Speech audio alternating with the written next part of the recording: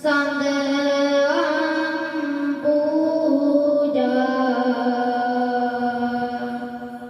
විදා සතරවට බුදු බල තේජා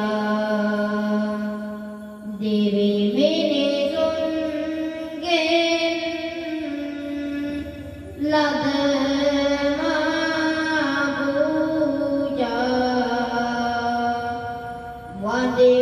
වන්දිමු අපි සම්බුදු රාජා වන්දිමු අපි සම්බුදු රාජා සාතික කොට නිවනට යන පාර මధుර මනෝහර වියපෙන් සාර ලෝකය සනසන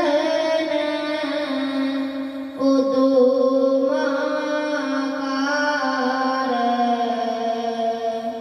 වන්දිමු අපි සඳ අන්දාර වන්දිමු අපි සඳ අන්දාර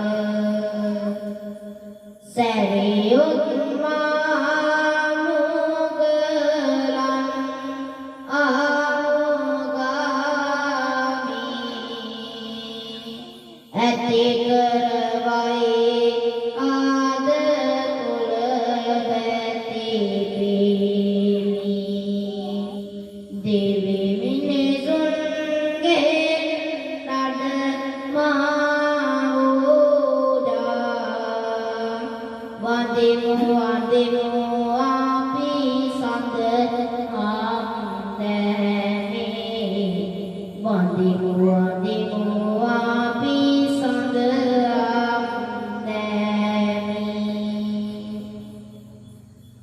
සදාවන්ත ගානතුනි කච්චානි ජාතක කතාව පෙරට කරගෙන මෙම කාව්‍යමය ධර්ම දේශනාව ආරම්භ කරනවා.